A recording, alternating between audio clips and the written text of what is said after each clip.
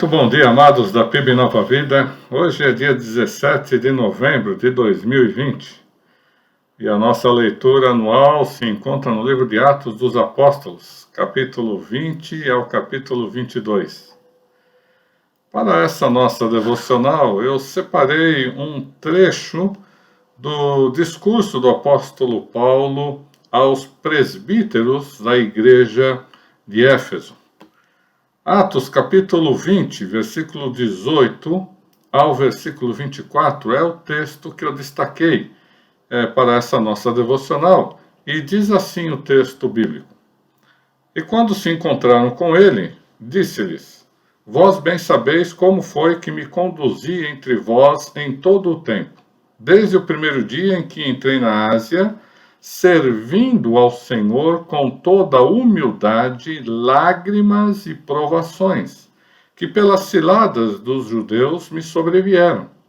Porém, jamais deixando de vos anunciar coisa alguma proveitosa e de vô-la ensinar publicamente, e também de casa em casa, testificando tanto a judeus como a gregos o arrependimento para com Deus e a fé em nosso Senhor Jesus Cristo. Agora, constrangido em meu espírito, vou para Jerusalém, não sabendo o que ali me acontecerá, senão que o Espírito Santo, de cidade em cidade, me assegura que esperam cadeias e tribulações. Porém, em nada considero a vida preciosa para mim mesmo, contanto que complete a minha carreira e o ministério que recebi do Senhor Jesus, para testemunhar o Evangelho da graça de Deus.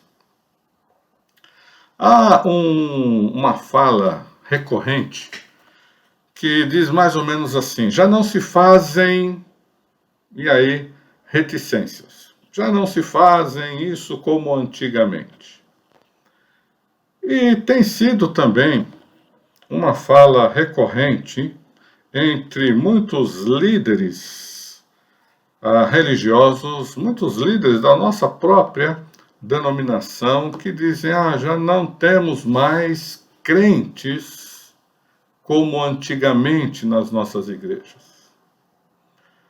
Falando de uma certa fidelidade, de uma certa ousadia, de um certo comprometimento e firmeza que os crentes tinham em tempos passados, segundo esses líderes.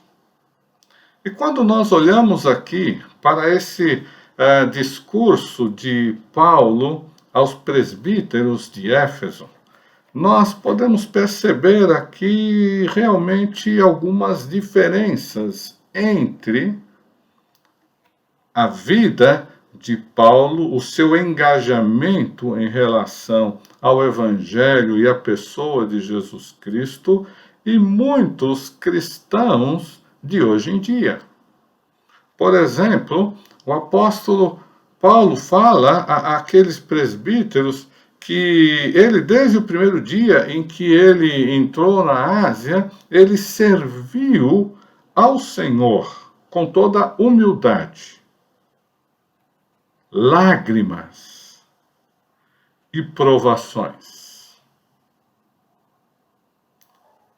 Quem se dedica ao verdadeiro Evangelho de Jesus Cristo realmente passa por muitas situações de lágrimas, passa também por muitas situações de provações, e deve exercer o seu ministério com toda humildade. Mas o apóstolo Paulo diz: mesmo em face dessas provações e dessas lágrimas, jamais deixei de vos anunciar coisa alguma proveitosa em relação ao Evangelho de Jesus Cristo. Estas coisas não me fizeram calar, não me fizeram deixar o meu ministério.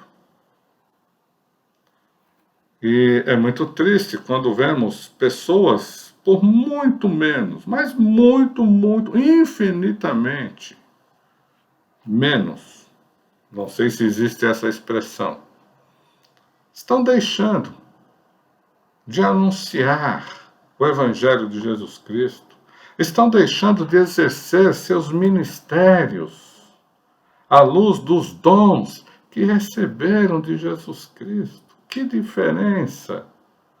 E que exemplo o apóstolo Paulo nos dá nesse sentido. E ele fala que ele anunciava isso testificando, sendo uma testemunha tanto a judeus como a gregos acerca do arrependimento para com Deus. Há necessidade de arrependimento, sim, e a fé em Jesus Cristo. E eu quero destacar mais um pedacinho já lá no versículo 24, quando o apóstolo Paulo ele diz assim, olha, porém em nada considero a vida preciosa para mim mesmo, contanto que complete a minha carreira e o ministério que recebi do Senhor Jesus para testemunhar o evangelho da graça de Deus. Vemos no mundo contemporâneo muitas inversões de valores. Eu creio que essa fala do apóstolo Paulo traduz também uma dessas inversões de valores. Muitas pessoas acham e consideram, sim, a sua vida muito preciosa para eles mesmos.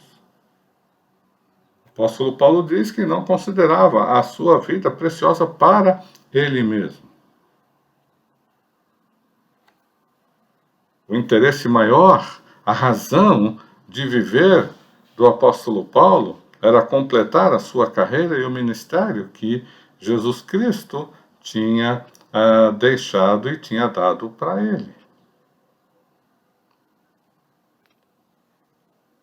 Um discurso que cabe muito bem a muitos presbíteros de hoje, e eu me incluo nisso, e um exemplo que podemos ver no apóstolo Paulo, de como devemos levar a sério, né, a nossa vida cristã e o nosso ministério à luz dos dons espirituais que Deus nos concedeu. Quero encerrar incentivando você a ler o capítulo 22, onde o apóstolo Paulo ele dá um testemunho pessoal sobre a sua conversão. Há detalhes ali impressionantes.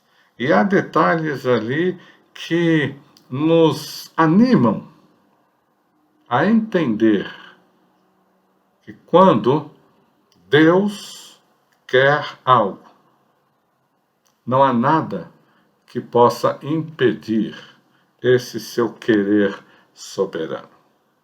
Que Deus nos abençoe nesse dia.